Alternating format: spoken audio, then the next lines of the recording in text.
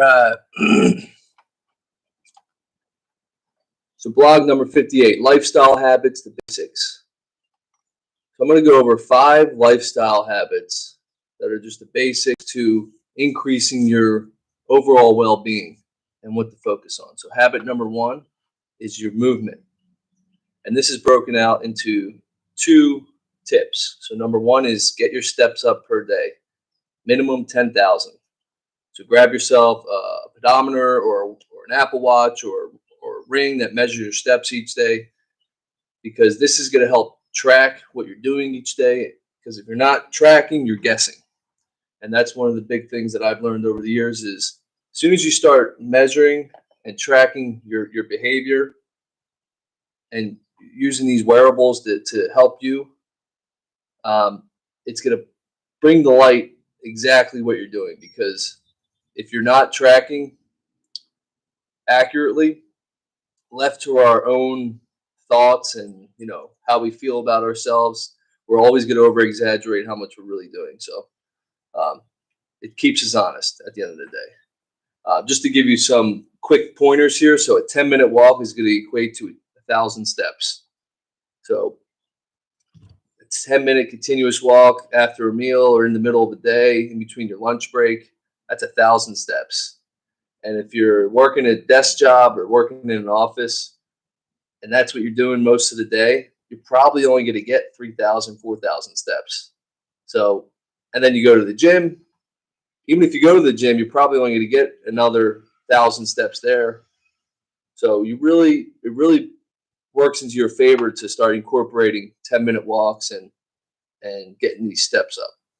So, not to mention, if you're averaging 12 to 15,000 steps per day, then that's a cardio workout for the day. So you don't have to do another cardio workout for that week.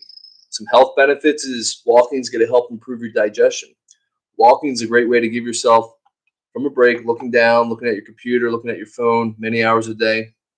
Not to mention that when you go for a continuous walk, it gives your brain the freedom to kind of put patterns together, to connect the dots, so to speak.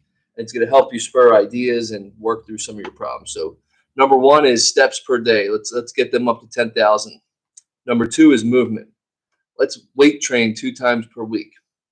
So training with weights, preferably total body routine where you can exercise and go through the full fundamental movement patterns, which is the squatting, hinging, push, pull, carry, crawling, jumping.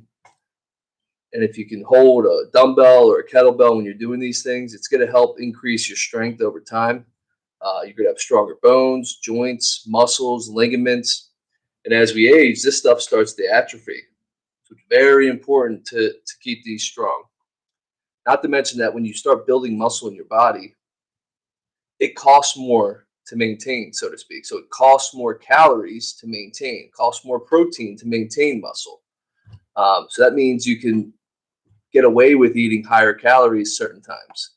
That's why you'll see people who are fit or these big jacked men or women, they eat a bunch of calories and they don't get fat. It's because they have muscle on their body, which is the calories, which our body is allocating the calories towards. So number 3 is nutrition. It's eating 80% full. So eating 80% full is going to help you with your digestion, your energy levels, your weight management. It's going to increase your satiety.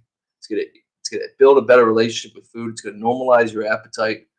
And you're going to also understand the difference between true hunger and eating just to make yourself feel good.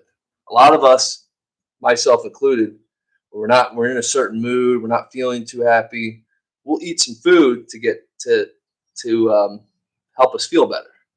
It's all around us. So it's an easy thing to do when your environment's kind of saying that.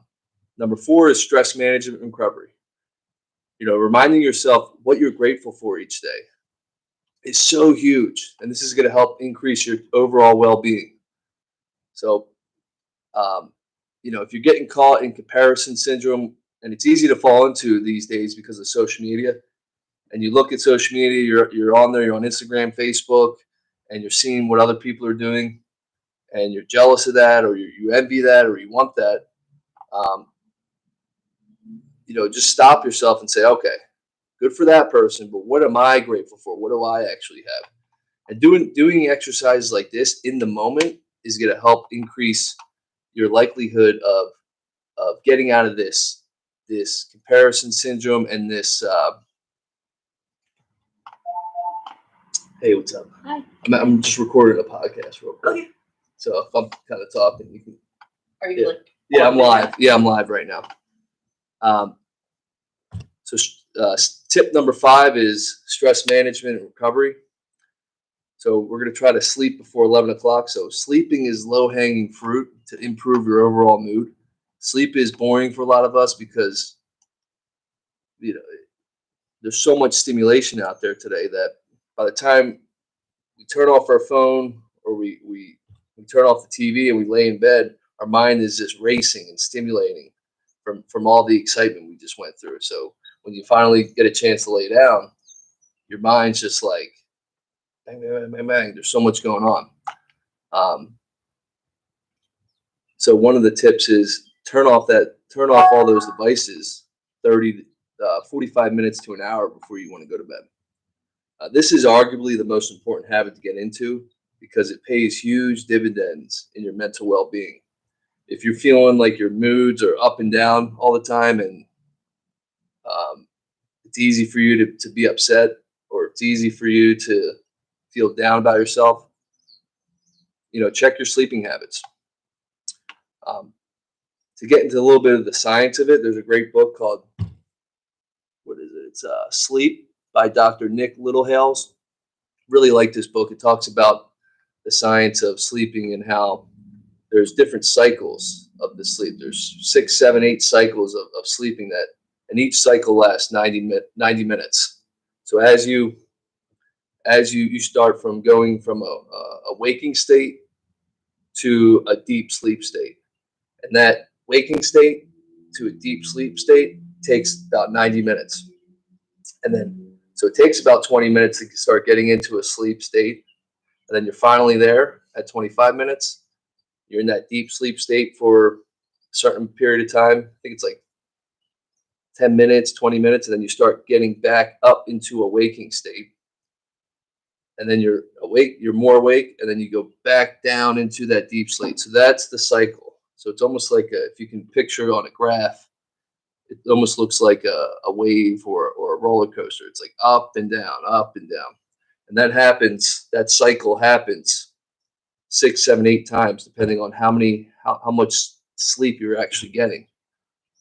But why is this important? It's important because during those first 3 to 4 cycles of 90 minutes each night, so say you go to bed at 12 o'clock, the first 90 minutes, that's 12 to 1:30, 1:30 to 3, 3 to 4:30. So those 3 cycles, your body's repairing itself. That's when your body prioritizes, we got to repair your organs, we got to repair your heart, things that are actually going to keep you alive. We're going to repair your muscles then. And then in the later cycles 5, 6, 7, then it starts going to the brain. And this is where a lot of people miss this, and this is what it's associated with moods. So if you're not getting into that deeper, those longer cycles, those 6, 7, your brain's not properly detoxing itself. Everybody's obsessed with detoxing drinks and all this. Why don't you sleep for 7 to 9 hours a night consistently for a week or so and see how you feel? I bet you feel pretty good because your brain is actually detoxing itself during those later cycles. So if you're going to bed at 12 to 1:30, 1:30 to 3, 3 to 4:30, 4:30 to 6, 6 to 7:30. So by 7:30 in the morning, you're hitting that 5th cycle, and that's when your brain is starting to detoxify itself. But by that time, you're probably up because you're woken up. So that's why I suggest getting to bed before 11 o'clock. Because if you go to bed before 11 o'clock, then you're getting almost a full cycle of detoxifying your brain. So just something to think about. And that's all I got for today. What's up, Chris?